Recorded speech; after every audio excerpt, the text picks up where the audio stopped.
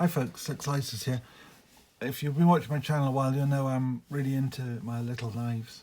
I like the tiny little pocket knives that you can stick in the pocket of your jacket.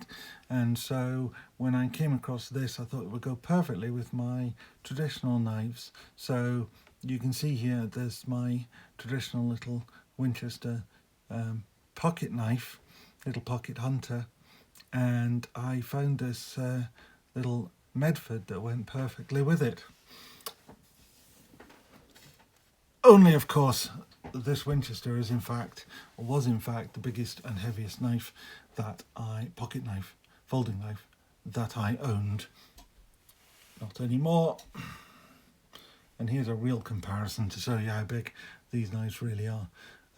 This little Winchester is in fact a little over 200 grams, 208 grams in weight, and this Medford is 268 grams in weight. And just for reference, there's a little Swiss Army knife. Maximum UK legal carry size without a good reason is 3 inches. This is a 3-inch knife. Yeah, it's right on the nail. It's the Spyderco UK PK. So you can see this absolutely dwarfs it.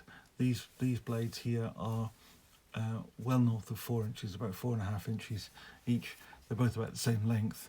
The Medford is just a bit heavier. Now, we've seen the Winchester before, so I'll just take that away. We don't need to see that again. Though I love that knife. Got that from Warthog in America. Good guy sorting me out with that. Really, really nice. Now this thing here is an absolute beast. It's a D2 blade. I really like D2. Some of my favourite knives, my best knives are D2.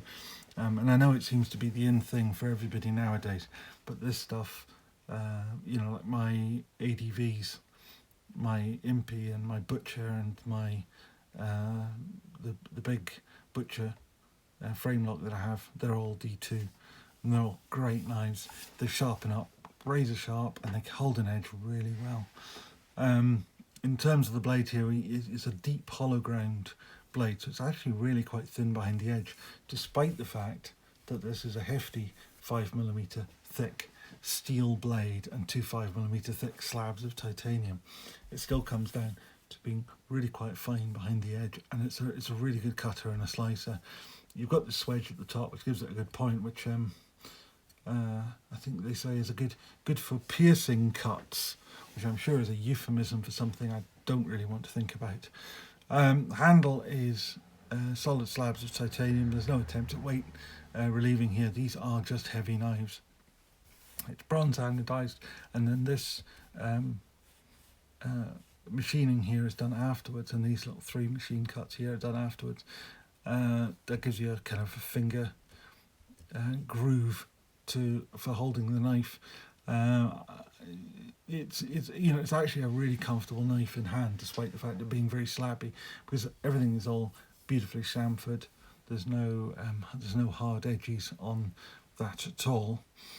It has, as I say, 5mm thick blade, which 4.8mm thick blade actually, but if in all intents and purposes 5mm, and the same width on the slabs of the handle, and the back spacer.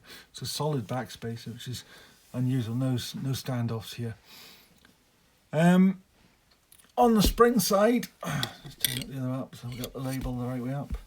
You have the MKT on the Medford Knife and Tools on the clip here. It's good, strong, milled titanium spring clip. It sits relatively high in the pocket,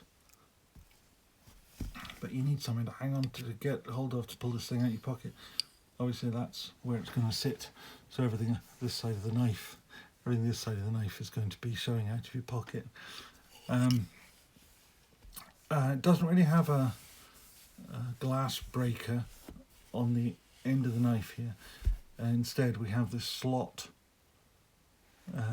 lanyard thing, which actually works well for this type of lanyard. This lanyard incidentally was from Nice Slicers. Paul made that for me. It really suits this knife. That colour goes well with the bronze, the coyote coloured cord, and the red, and that gunmetal bead really sets it off nicely. So what was I saying about the spring side? I was saying something about spring side. Yeah, you've got a good solid spring weight relief groove here, but that's the only machine that comes out of it, other than a little bit of relief here to help you get your finger in to release the lock. In terms of the lock, it's really, there's absolutely no lock stick in it. Theoretically, it's a flipper, but I can't flip knives because my fingers just don't move quickly enough to make them flip. But the way that I tend to open it is I just pick the knife up by the hole, push it just slightly just to break the detent, and then just let it drop. And because it's so heavy, it just opens to the lock without any question at all. You can, there's not enough room here, but you can wrist flick it out once you've got the detent broken. But under the camera here, I don't think I can do it. Yeah, can, but it needs a second. I had to take a second swing at it. The stop pins, big solid, pressed through the blade stop pins, interference fit, show on both sides, and they fit into the top of the handle. So when it's either open or closed, you don't see them, but you can see them while it's opening or closing. You have an individual serial number on your blade. This one, rather than having a fuller, has a whole hole in it, which is unusual. The infraction has a sort of half and half, and one or two of the other knives, they do have a hole, but most of them tend to have deep fullers. So this one is relatively simple in terms of the machining in the Medford range, which also makes it one of the cheaper knives, and certainly if you were paying per gram of steel, you would think this remarkably good value for money. If a Medford can ever be said to be truly good value for money, I think this comes as close to it. The thing I was going to say about the flipper, when the flipper is when the knife is folded, you have this relatively slim flipper here. It's not very obtrusive. It's not the old pocket packer. But when it's open, rather than the flipper sticking out, you have this. It folds. It blends in exactly with the shape of the guard, which is very reminiscent of my Rocksteads. They do exactly the same thing. You have that same sort of jimping, if you like. Talking of jimping, there's no jimping on the back of this knife.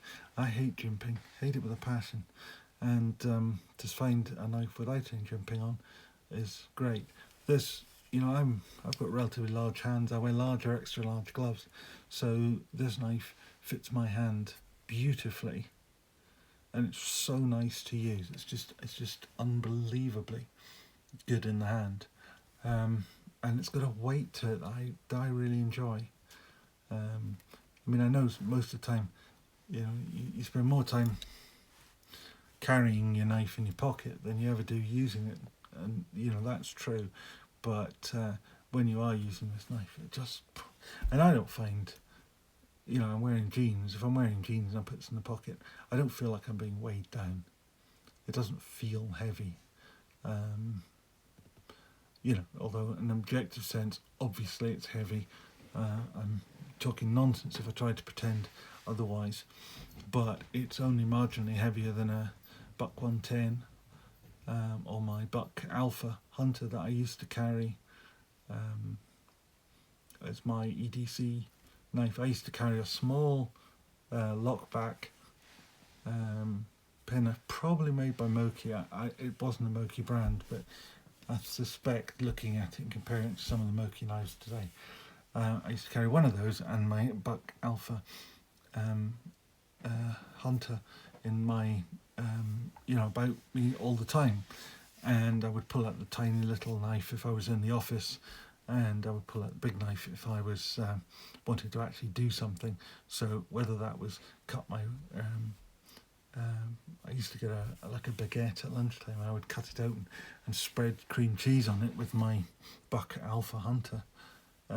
So now, I'm happy to have a pairing something like this, where I've got this and this. Unfortunately, of course, I can't just carry this routinely out and about in the street, because not that I'd be like to be stopped, but if I was stopped, I can't afford to, I'm not in a position where I can afford to end up in court over which knife I carry. There's just sadly no point. I wouldn't win the argument, so there's no point in having the argument.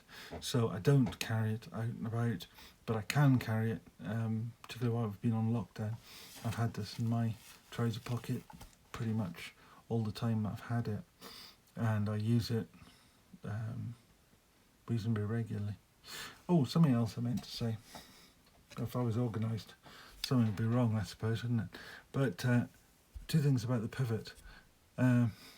One, Greg Medford is a bit funny about insisting that his knives are never taken apart.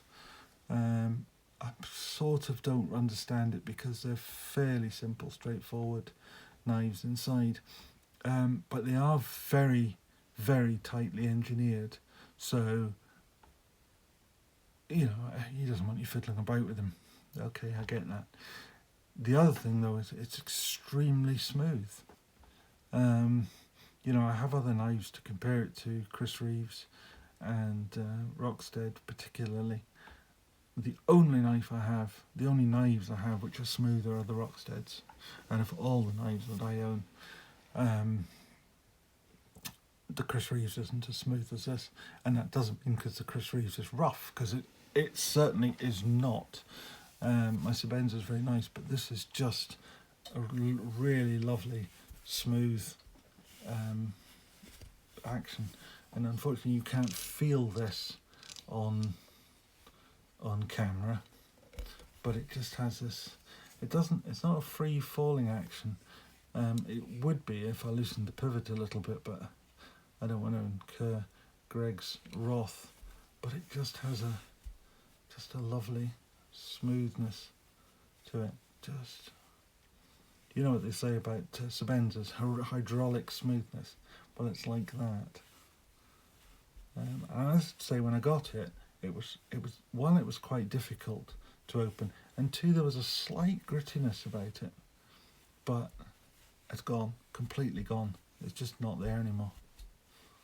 And I suspect, when I've had it another few months, eventually it's going to be the point where it will become genuinely drop shutty, because it's very, very smooth at the moment. And as I say, if you open it, it's drop openy. Once you've broken the detent, it just falls open, and that's there isn't room between the camera and the to do it completely vertically. I don't think. Let's see if I can. Right up to the camera. Yeah, locks. Right until, well, it's not quite locked. Oh, and it's got amazing.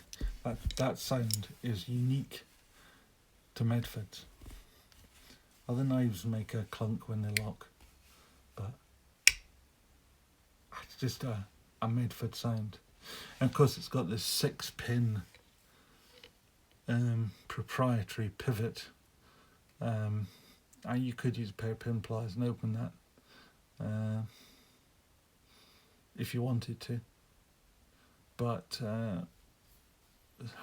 it is. In a way, it's annoying. The Rocksteads said you void the warranty if you undo them, until they made a knife which was in this style, the Higo, which, as I say, it's the only knife I've got that's smoother than the Medford. And when with this knife and the Heathen, which is its little brother, they actually sent out the tool with them to take them apart, and told you, you know, you can take them apart, and you can clean them and put them back together, and lube them and put them back together. Or as I say, that was the thing. The way that you know, what would be the flipper, if you like, fits nicely into the shape of the hand guard there. It's very similar to the way it does on the Medford. Struck me. This is, as I say, it's the only knife I've got that's smoother than the Medford. It's just so lovely, lovely, lovely. Right.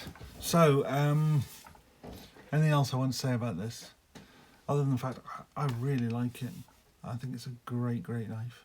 I mean, one day I'll get myself a Praetorian with a bit of luck, but it won't be anytime soon because they're horrendously expensive. So, okay, I think that's about all I need to say about this knife. Other than the fact I really like it. So, if you like this stuff, please give it a thumbs up. If you want to see more of this stuff, please subscribe, and remember to ring the bell if you want to get notifications of what's coming up in the future. And there are one or two other bits coming up. I'm trying to get back into filming. Unfortunately, as lockdown has rather put pay to me doing as much as I would like to have done, but you'd think it'd be the other way around, but it just isn't. Anyway, thank you very much for watching. See you all again soon. Bye.